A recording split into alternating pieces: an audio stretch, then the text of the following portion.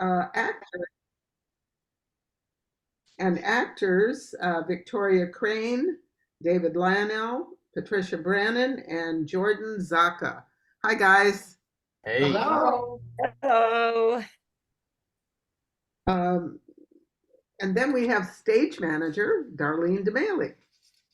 Hi, Amy, and hi, everybody. So welcome all of you to Playtime.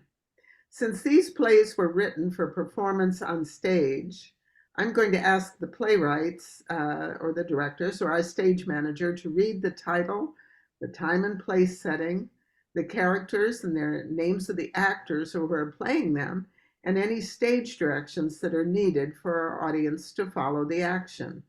There will be very few stage directions, I think, because the dialogue that these playwrights have written tells the stories very well. We're going to begin with Obsolete by Anne Barone. And Anne Barone is one of our natives in the Catskills. She lives in Halkettsville. This play was directed at the Open Eye by Ron Nash, who is not able to be with us tonight. But and Anne is going to read the role of Christy in this, who was going to, it was originally done by Willow Harrington, but she's unable to be with us tonight. So Anne gets to read the role that she wrote. So then Darlene, would you read the time and place settings and introduce the characters? Absolutely. In the play Obsolete, Christy, who is an employment recruiter, will be played, as Amy just said, by Anne Barone, the playwright. And Karina, who is the job seeker, will be played by Victoria Leland.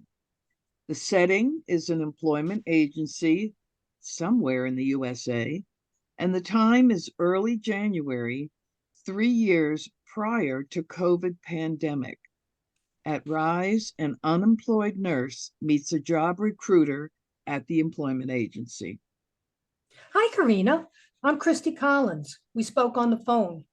It's nice to meet you in person. Have a seat. Sorry about the wait. It's been busy today. I just got a chance to look at your resume. I haven't been to an employment agency in years. It seems a lot of people are job hunting. Don't let it scare you. It's Monday and the beginning of a new year. People are looking for a fresh start. So I can see from the resume you have plenty of years' experience in healthcare. It shouldn't be a problem to find you a position. Did you fill out the application form as well? Yes, here it is. You really could have done all this online to save time, but that's okay. Let's see what you've got here. I see the early part of your career you worked for long periods, but you've been bouncing around the last 7 years. The last job you had was only 3 months. You didn't fill in the section about why you left that job. I'm sorry. I couldn't bring myself to put it on paper. Bear with me, this is difficult. Did you have a bad experience there? Nothing like this ever happened to me before. It's all right. Tell me what happened whenever you're ready. The truth is, I didn't leave. They let me go. I was fired. Oh, I'm sorry. That's terrible. Sometimes things happen for the better. It's not the end of the world. Maybe not for you. Do you have any idea what this has done to my self-worth? It was humiliating. I've always been such a conscientious hard worker. This was the last thing I expected. I'm sure it was an unpleasant experience, but don't let it affect your confidence. You probably weren't a good fit for that place. I'll make it my business to find you a situation where your talents are appreciated. Now, can you tell me the reason they terminated your employment? The year-end evaluation, the office manager said I was not keeping up. You mean you weren't performing your duties fast enough? the ones on the computer, which was the majority of my time. You have to understand, I'm a nurse. I'm used to dealing with people, not machines. I mean, I'm efficient enough with a blood pressure curve or EKG, but they gave me all this data entry work. It sounds like they required you to multitask. I could barely concentrate on one thing before they wanted me to do another. Ever since the medical records went electronic, everything changed. They wanted to be secretaries now, too. I tried to keep up. Really, I did. Apparently, felt. Don't be so hard on yourself. It was only one office. I'll find you another one more compatible. There was a time I could get to know my patients. I'm so focused on a computer screen, I barely get to look at them. You can tell a lot about a person by looking into their eyes. Like, when I look at you, I can tell you're anxious by the way your eyes dart back and forth. You seem distracted. Is something bothering you? I'm fine. Probably too much coffee. Now getting back to your work history. You were in private practice. My entire career as an LPN, I worked in primary care, the family doctor. We see everyone from babies to old folks. It's a busy atmosphere, but I always enjoyed it. At least I used to when I didn't have to carry a laptop into an exam room. We had paper and files back then. Hey, maybe you can find me a job where I don't have to use a computer. It's highly unlikely. Most jobs involve a computer nowadays. It's the direction things are heading. Would you believe that last doctor I worked for would instant message me while I was still in the exam room with a patient? She wanted me to get ready for the next one. Unbelievable. Well, technology has changed the medical field. It's faster paced, but there are many improvements because of it. I'm afraid you're required to have the skills and flexibility to go along with it. The doctor probably has more to do as well and has to pass it along. So everyone's under pressure. She wouldn't even give a patient a call back if they were concerned about something. I was selected to do it, and I couldn't give much information at that. Then, if I didn't have certain answers for the patient, I had to get back to the doctor and then back to the patient. I felt like a ping pong ball. It was a bad experience and you need to put it behind you. Let's focus on the future. I miss chatting with my patients, not about the clinical stuff, about what is really going on in their lives. Some of them were old and lonely or going through a divorce or some other stress. They needed somebody to listen. I But would see their faces relax when I gave them that kind of attention. If you ask me, that is what a nurse is, someone who cares and comforts. Isn't that part of healing too? well, yeah. Some patients would bring me gifts, little tokens of appreciation. It meant so much. I used to be able to get closer to my coworkers too. We had more of a connection. We could joke around or support each other, whatever was needed. We were in it together. That last place was so overworked, we barely got to socialize. I'll do my best to accommodate your needs, Karina, but it's possible what you're looking for no longer exists or is on the way out. What are you saying? I'm outdated? Obsolete? Too old for the job? I mean, I know I'm no spring chicken. Oh, no, please don't misunderstand. We don't discriminate at this agency. It's against the law. All I'm trying to say is there has been an evolution in the way things are done at a medical office, and it might not suit you anymore. Times are changing. That's just great. First, the menopause. Now, this. Would you be interested in working in a nursing home or a hospice? I've got some openings available. It's a slower pace. You might not have to use the computer so much. Sounds like I'm being put out to pasture. Empty toll booths, self-serving cash registers, robocalls. What is this world coming to? You're darn lucky if you get a person on the phone these days. Pretty soon your nurse will be a robot. Something is happening, and it's happening too fast. We better sit up and take notice before it's too late. I know you're upset, but please keep your voice down. People are staring. Well, maybe that's what they need. A little old-fashioned eye contact. We need to stop looking at devices and more at each other. Please calm down. I'll get you some water. No, no, no, no, no. It's just a minor meltdown. Nothing to worry about. But you can't blame me. I'm being forced out of a lifelong vocation. You must understand. You're close to my age. Look, the bottom line is we don't have much choice. We have to progress or be left behind. If you want to work, you have to conform to the way they do things now. Maybe you could brush up on your computer skills, take a typing class, and work on your speed. We offer a course here to help with that. I don't want to get used to it. I don't even like typing. Well, that's a whole other matter, and there's not much I can do about that.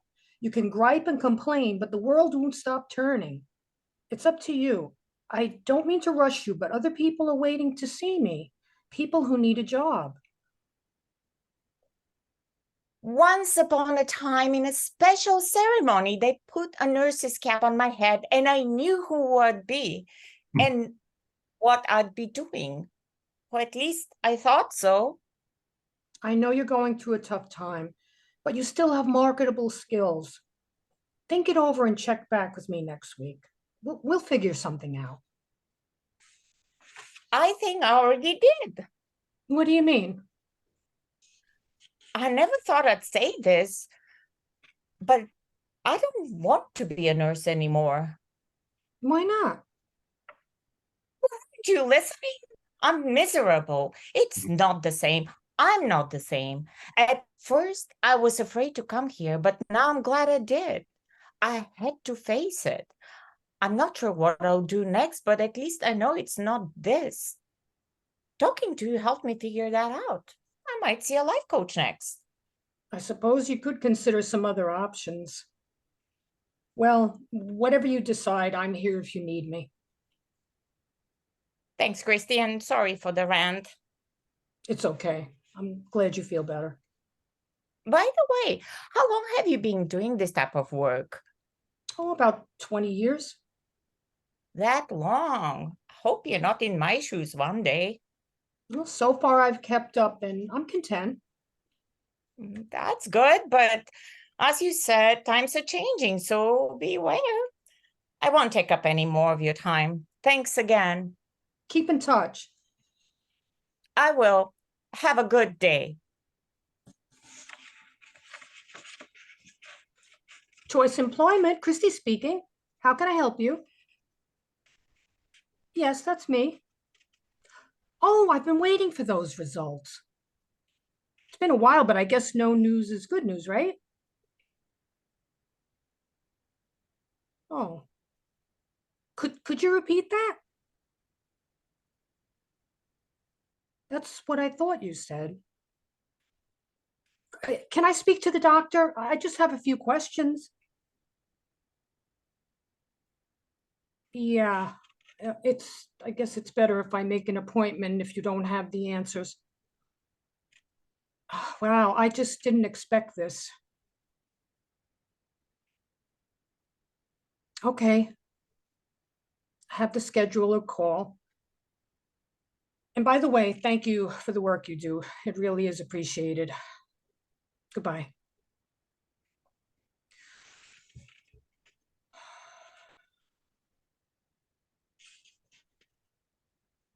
I can see the next person.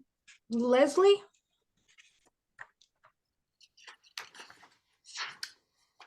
The end. Okay, thank you, Anne Barone and Victoria Crane, for that very nice reading of Obsolete. And thank you, Anne, for your play. It strikes me, your play strikes me as being so relevant. The situation feels really familiar to me, and I can only guess what might have prompted you to write it. Can you talk about that a little bit? Yeah, it was really family and friends that were nurses. and we're going through that. And as a patient myself, just observing it, you know, when you're a writer, you observe life a lot, and you listen to people, and you pick it all up, and you just kind of, you make a story out of it. So that's where it came from. Yeah, and I know you had the opportunity to see the performance on stage at least once. What was that experience like for you? Oh yeah, it was really good. It's always a shock when when it comes from out of your imagination, and then it's up on a stage and it's exposed, and you know, it's exposed to everything, even criticism. So it's scary, but I love what the other artists bring to it. That's what I love, the collaboration of everybody. And sometimes they see things that I didn't see and I didn't even know. And it's, I just love that. That's the magic that happens. It's and then you just feel this sense of camaraderie with everybody, and you all work together, and I was very pleased with the production. It exceeded my expectations. I was very happy with it. Well, that's nice to hear. And Victoria, what can you tell us about your experience with this play? Um, yeah. Well, first of all, thank you, Anne, for writing this beautiful short play.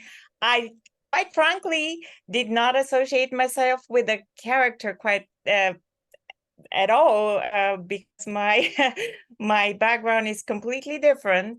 But with a lot of help from Ron Nash and from Will Harrington, I would say to to play the character truthfully, so much so that that occasion somebody came up to me after the play and said, "Hey, I was a nurse, and it was like I felt what you feel, and it was exactly like that." So the first time I thought, oh, they're very nice. Second time I thought, oh wow, and was onto something with this play. So it was fantastic experience to be part of it, and thank you. Okay, thank you guys very much. Yeah. Um, so our second play tonight is called Stealing a Kiss, written by Lori Allen, who lives in Odessa, Texas.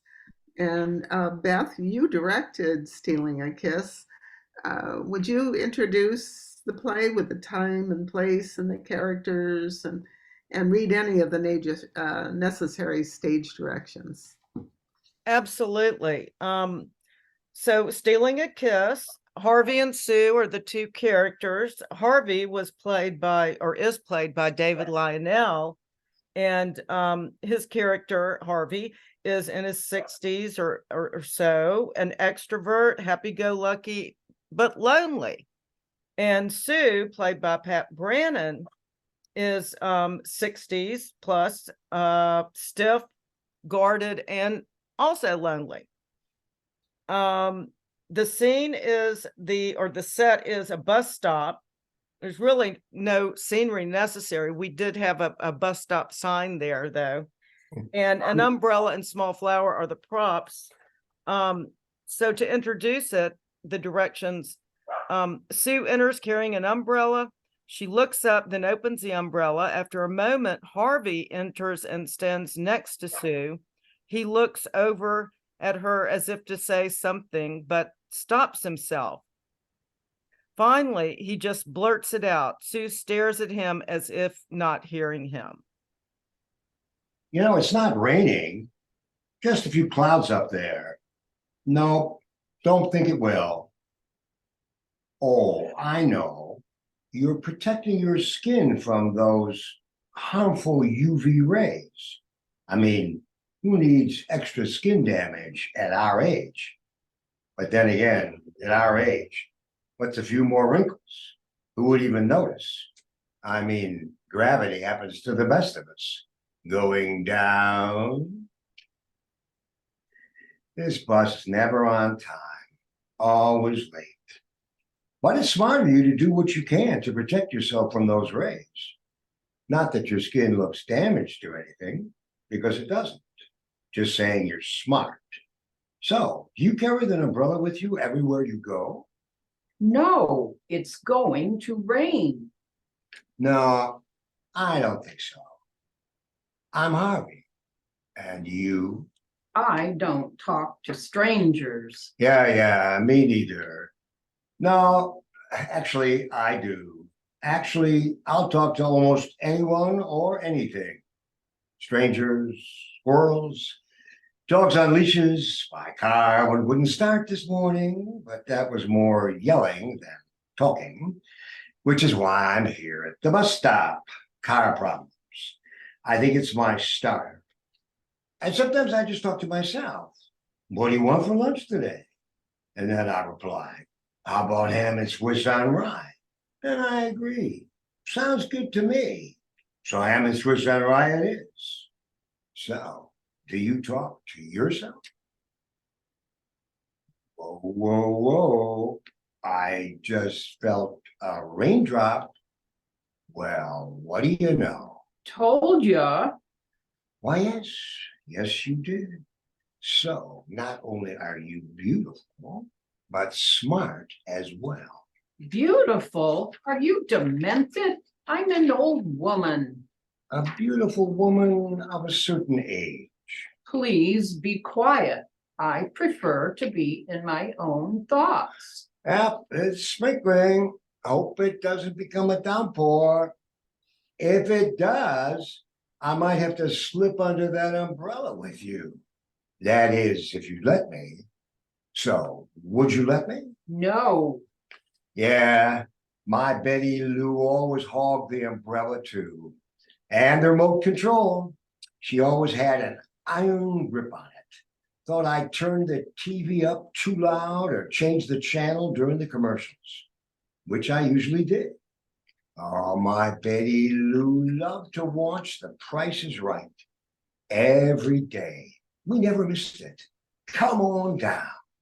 She always knew the prices too. She was cute, yelling at the contestants, telling them what to say, then throwing her hands up in the air when they didn't give her answer.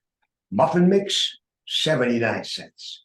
Iced tea, $1.99. Floor finish, $8.99. She was always right. Yeah, I should have taken my Betty Lou to California for a chance to be on the show. She would have won me that brand new convertible. Yeah, she was a bossy little thing, but I sure do miss her. She died a few years back. sorry. Thanks. You single? Widowed, 5 years. You can be quiet now, please. Oh, wow. That one got me in the eye. Right here. Raindrop in the eyeball. You know, I always liked playing in the rain when I was a kid. I twirl around with my mouth wide open, trying to catch a raindrop. Like this. See? You ever? No, You should try it sometime. So, what do you do for fun? Wait, let me guess.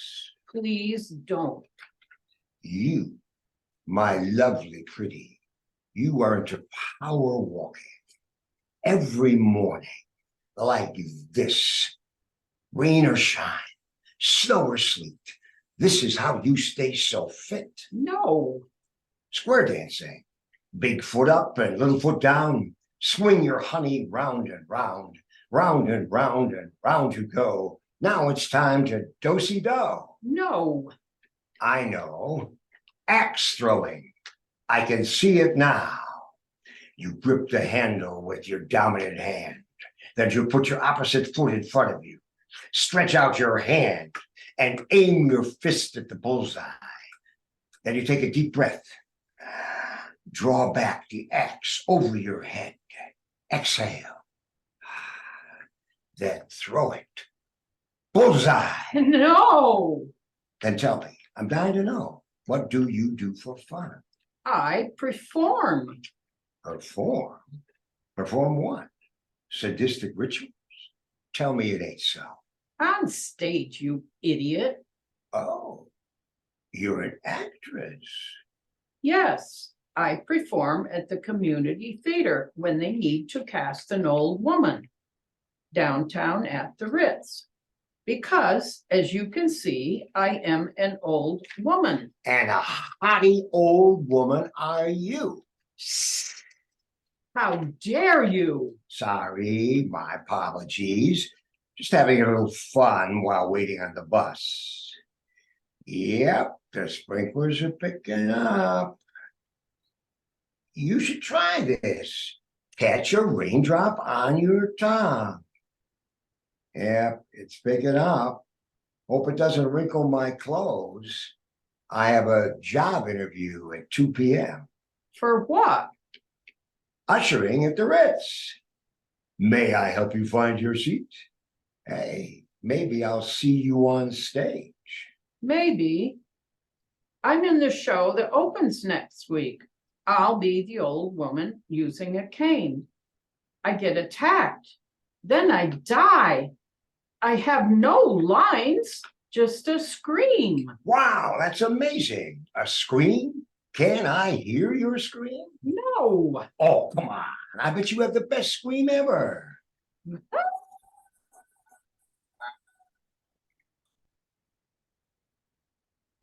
Mm. Wow, that was great. Bravo, bravo. Hey, if they hire me as an usher, I'll be clapping for you every single night. Bravo, bravo. Oh, what did you say your name is? I didn't. It's Sue. Bravo, Sue. Bravo. Are you going to give me flowers too? Because no one ever does that for me. The leading female, yes. Even the girls with the small roles get flowers, but no one ever gives flowers to the old woman. Will I give you flowers? Of course I'll give you flowers. A big bouquet of beautiful flowers, just for you. He runs off, then comes back quickly and presents her with a single little flower. For you. It's a weed. I'm sorry, but it's all I've got right here. Well, thank you, I guess. So what do you do for fun? What do I do for fun? Well, let me tell you. I skateboard. You do not. Do so. You skateboard? Sure do. Jackson, my 13-year-old neighbor, got me into it. We head down to the Myers skate park and practice our ollies and kick flips. Then we do a few laser flips. Piece of cake. I don't believe you. Okay, maybe I'm exaggerating a little bit. Guess I'm trying to impress you. But I am learning. I can almost stand on the skateboard with both feet without falling down. Like this. Impressive. So, when I'm not working on my skateboarding techniques, I cook. Mostly cookies for the neighborhood kids. Jackson loves my double chocolate chip cookies. I use Betty Lou's famous recipe. And I have a little secret ingredient. I like to cook. My Harvey, You're Harvey? my husband's name was Harvey. Well, what do you know? Your husband's name was Harvey, and I'm Harvey? His nickname was Harv. Jackson calls me Harv. Is that a coincidence or what? I guess it is. Well, my Harv liked to eat, but not cook. I could make him a piece of toast for breakfast, and he'd swear it was the best thing he'd ever eaten. Said that I was the best cook ever. But cooking for one, it's just not the same. That's true. I mean, there's just so many leftovers a person can take. Hey, I bet you make a mean chili, don't you? Harv loved my chili. It was his favorite. I had a secret ingredient too.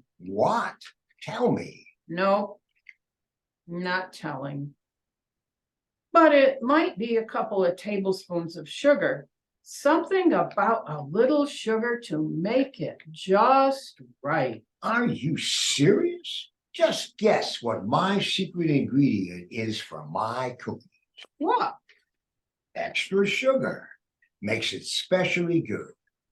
I try to eat healthy, but you know, sometimes Right. Sometimes you've got to enjoy the sweet things in life, and preferably not alone. Yeah, it's coming down. I'm getting wet out here. My hair, my shirt, my pants. Yep, should have brought my umbrella. Gonna get all messed up for my interview. all right, fine. I guess you can step under my umbrella. I can? You can. Thank you. Here, let me hold it for us. Have you ever? No, never mind. What? Never mind. What? Tell me. No, I can't say it. I'll embarrass myself. You embarrass yourself? You don't take me as the kind of person who gets embarrassed easily. And you've piqued my interest now, so you've got to tell me. No, I can't. Come on, tell me. Okay. But promise you won't laugh. No. Then no. Okay. I promise I won't laugh. I promise, cross my heart. Okay then. Have you ever experienced love at first sight? No. Yeah, me neither. Well, I mean, not until today. Thanks for not laughing. No problem. Have you? Never mind. What? Never mind. Hey, you can't do that. I blurted it out, so now you have to blurt it out. I don't blurt things out. Oh, come on, Sue. Have I ever what? Have you ever heard how the man's supposed to make the first move? I sure have. Like ask a gal out? I'm hearing you, Sue. Or do something crazy like steal a kiss?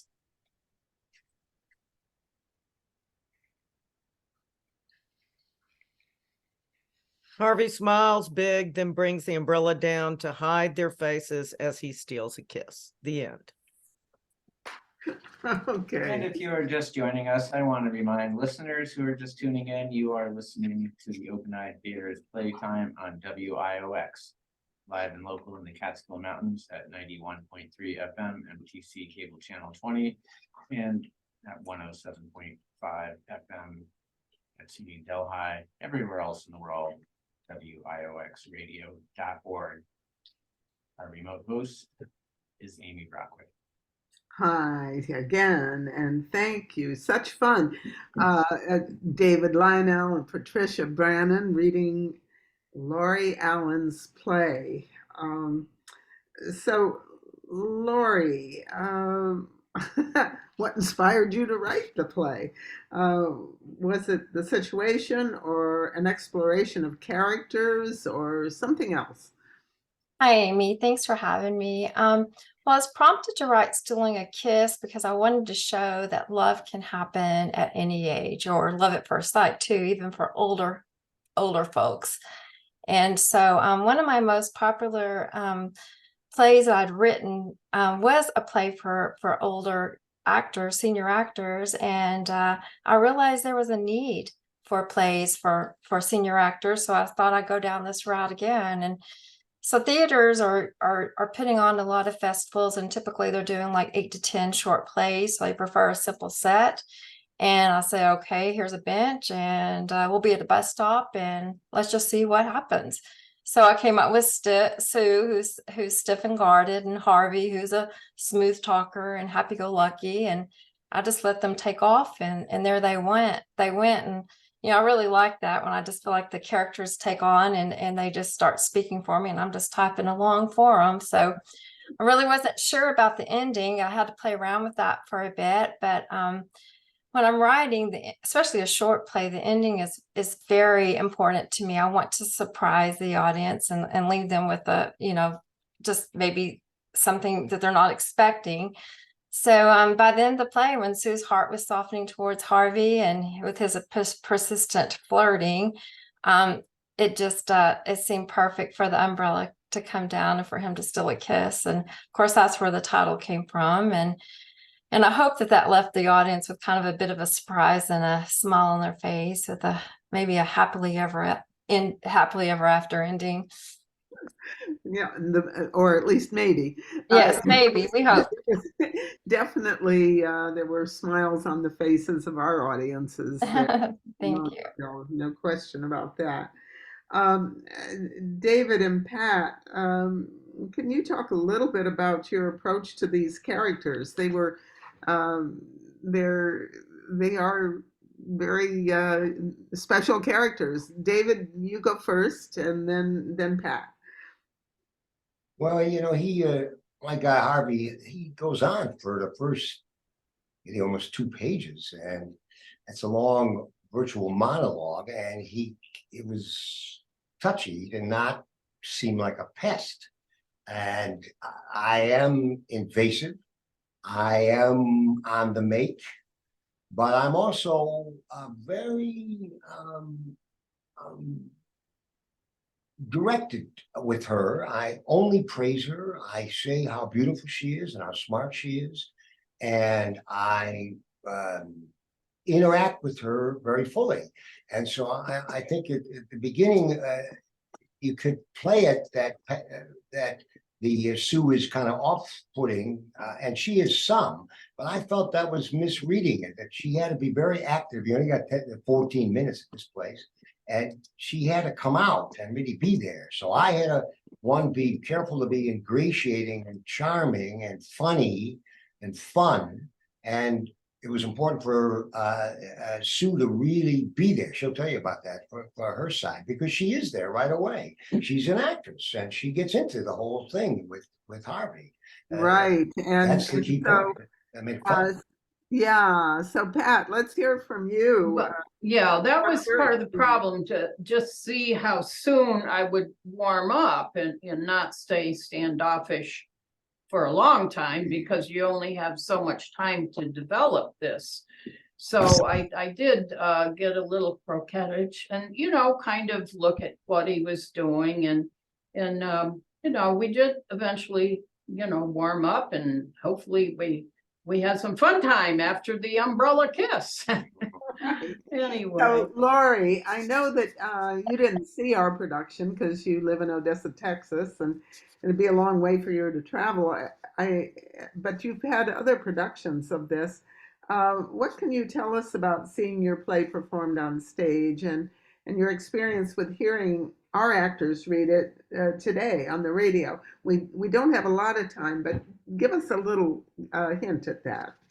Well, yes, I've had numerous productions of Stealing a Kiss at various theaters in the United States, and with several upcoming productions scheduled as well. And I have yet to be able to see any of the live performances, but I have been able to watch some of them online. And I just want to add that David and Pat knocked it out of the park. I thought they did a fabulous job, and I was so impressed, and I felt like I was right there, and they just did an outstanding job, and I thank them so much. Well, thank you, Lori. Beth, you chose to direct this play. What attracted you to it? Well, I love the Hallmark Channel, so I love a happy ending. And I'm getting older, and love can happen at any age. I mean, I just thought it was a really uplifting story, and I think we need more of that nowadays. And I saw how many places that it had been performed, so I was like, wow, this is a winner. Thank you. Yeah, and as I suspected, the audience really, they oohed and ah. They oohed and ahhed, and they really didn't. They enjoyed it. They really did. And It's true. Thank you. Thanks. And now our third play tonight, Jefferson's Dumbwaiter by Ron Birch, who is from Indianapolis, Indiana. Tonight, Tim Main, who directed the play at the Open Eye Theater, will read the role of Robert Hemmings, which was performed on stage at our theater by Marcel Smith. Uh, Ron, will you introduce your play with the time and place and settings, and then I'll ask Darlene to read any necessary stage directions. Yeah, thanks. This is Jefferson's Dumbwaiter. It stars Thomas Jefferson and his enslaved body servant, Robert Hemmings, who is Black. The place is a room in Philadelphia. The year is 1776. Okay, take it away, you guys. No, no, no. Rubbish. Just rubbish.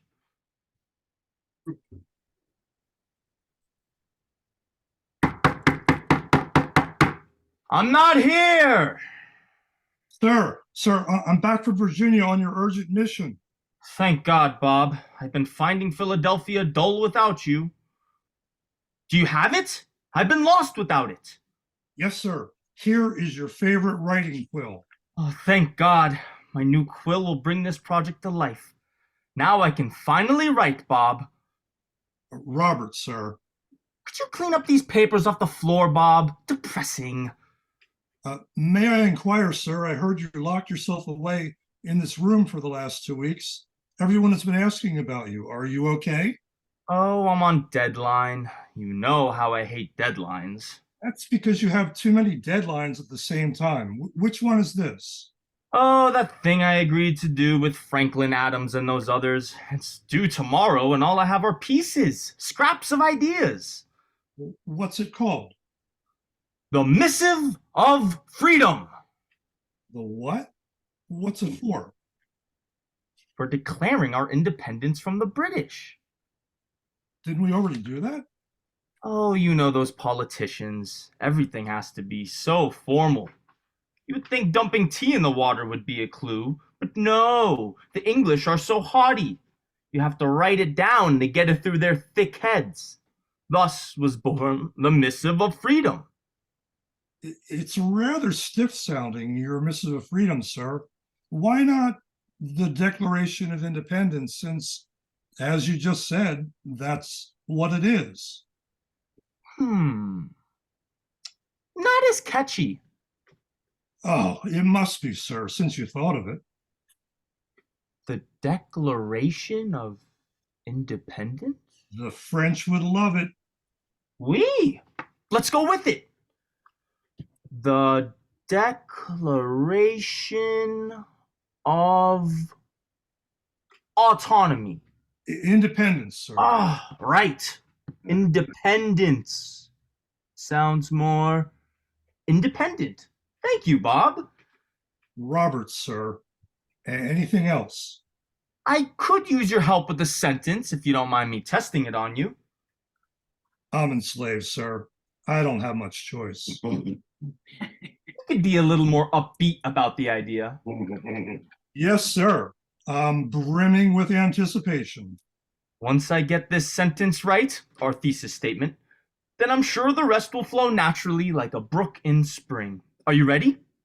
My heart can barely stand the weight. Okay. We hold these truths to be self-evident, and we're tired of your crap, King George. We're out. What do you think? Very contemporary, sir, but you might want to trim after self-evident. Okay, gotcha. I have other options. We hold these truths to be self-evident, and almost all men are created equal. Almost all men? Not all men? Now you're just nitpicking, Bob. Yes, it's not all men, but it's almost all men, right? You know what I'm saying? Fine. I'll make it some men are created equal. Better? What about women? Are they created equal? I don't think you're seeing the big picture here. Oh, I'm seeing it, sir. What you're saying looms large. Okay. What about some men are created equal, except those who have the most money and they shall have more privileges. Hmm. They loved it at the convention. Okay. Shall just rule the poor? Shall rule everyone? Okay. What about rich white guys might respect everyone as long as we're still in charge and no others, especially women and people who aren't white, want power. You might want to stick with just created equal so that at least you acknowledge that we're all created equally, although systemically that's not the way. Are you feeling snacky? I certainly am. Snacky, snacky, snacky! What would you like me to bring you, sir? Actually, while you were gone to Virginia, I had our congenial host and cabinet maker install a new invention of mine. Instead of working on your declaration? It's more exciting. Look, before you sits the dumbwaiter. What does it do? It's magical. Open the door, Bob. Robert, sir. What do you see? A small closet, sir, with shelves. Congratulations. It's an amazing invention. Historians will remember this day ad infinitum. Don't be droll, Bob. This is a very practical invention for politicians or other persons like myself. To keep a change of clothing? No. Watch.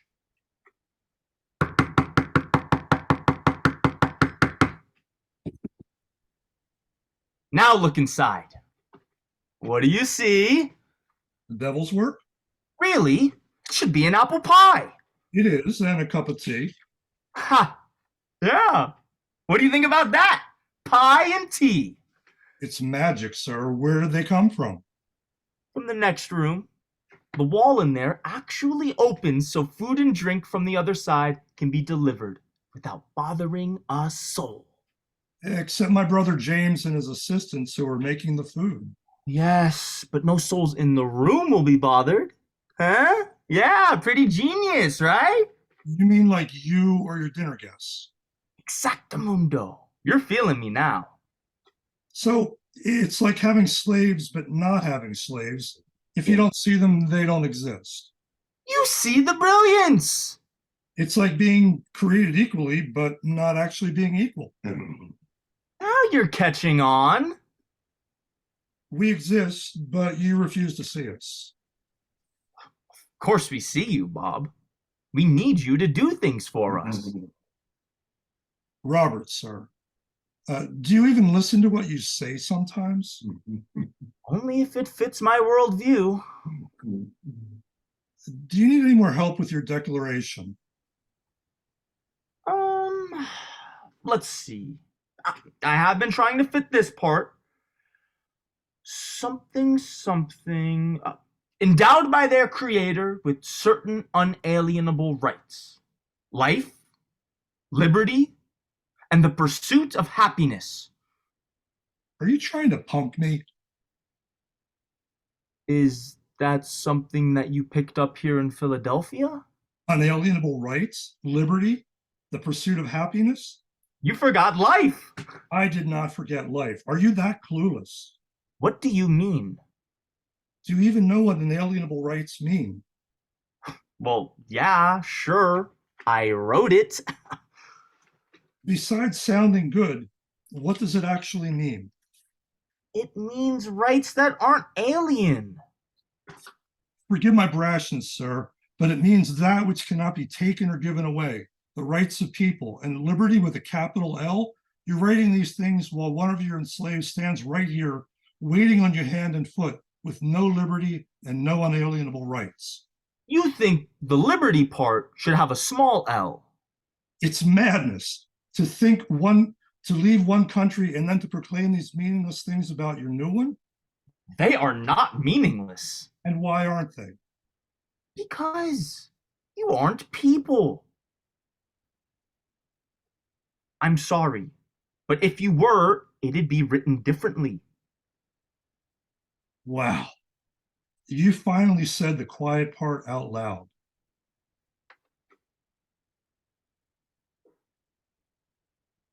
Do you want to knock on my dumbwaiter and see what else they have? There might be pudding.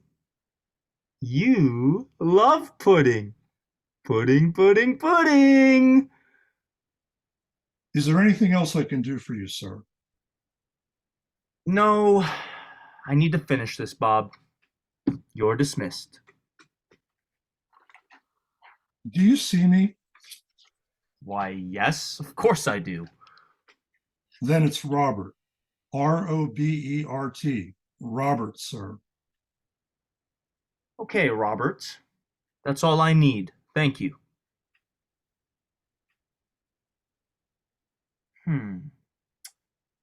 Some men are created equal? No. Bob, I mean Robert, hates that. All men are created equal. Well, it's a start. Lights fade. End of play. So, thank you. Thank you for that. So, Ron, I can't wait to hear how this play came to be. What can you tell us? And I need to warn you, we only have a few minutes, just a couple Oh, minutes. that's fine. It was actually inspired by a book I had read about James Hemings, who was Thomas Jefferson's enslaved personal chef, who went to France with him. And that's where Jefferson first saw the dumbwaiters and became obsessed with the idea of them. And then when they returned to Monticello, he had them installed in the house. But at the same time, because it's an ironic moment given the feature of the dumbwaiter and Jefferson writing the Declaration of Independence, I wanted to tie them together. I loved your use of irony in the play. Truly, it was wonderful. Jordan, I think you had a lot of fun working on Jefferson, and again, just quickly, can you tell us about that challenge and what you did with it? Yeah. I had a blast, and Ron, it's a very well written piece of satire. Thank you so much. The biggest challenge for me, I would say, was probably having to ignore every intelligent piece of every intelligent thought that Robert Hemings had to say to me, and still go on my merry way in my ignorance. I prepared for that really by just being so big and over the top that I was so deep in my own world and thought nothing could pierce it, aside from the end, and when it's in my favor, of course. So yeah, I had a fantastic time doing this play, and I'm happy we got to do it for Ron to see, and I hope you enjoyed it, Ron. It was awesome. Thanks, guys. Tim, you chose to direct the play. What was it about the play that attracted you to it? Well, I'm always attracted to something that's historically set, like this play is, and that it pokes fun at Jefferson and his blind spots from our contemporary perspective. And also, it has what I would call a time lock, in that, unlike some other theatrical presentations, it has this moment to exist at that time, right before the Declaration of Independence is formally being written the very next day. And that really appeals to me, that there's an urgency in what's happened. And it was just a pleasure to work with Ron's words. I mean, they're so precisely written. And I so much agree, but we really have to move on. And I wanted to ask Jordan and anybody else to very quickly tell us about other projects that you're working on now. Yeah. I just want to say Ron's words were very generous to us as actors. What I'm working on right now is Romeo and Juliet. It's been a blast. We have a fantastic cast, very well choreographed fights, and some beautiful venues. We're doing it on October the 15th at 4 p.m. at Opus 40, right outside of Woodstock. Encourage everyone to come out and check the play out. It's a wonderful done Shakespeare piece. Okay, thank Absolutely. you very much. And Anybody else? And then I think Erwin is going to take us from here.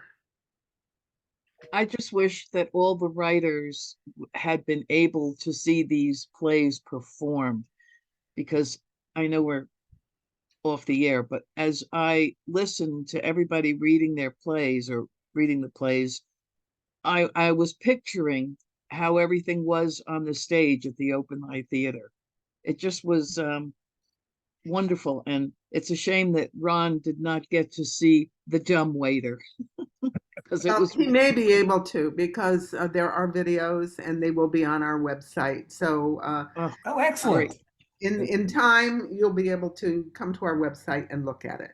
I have extra Wonderful. photographs that I'll send to you also, Ron. Okay, great. Thank you. And the photographs, I think most of them are already up there. So you will see photographs right away. I thank you guys, all of you, for your help today with this show and your wonderful performances. And look forward to more of the same.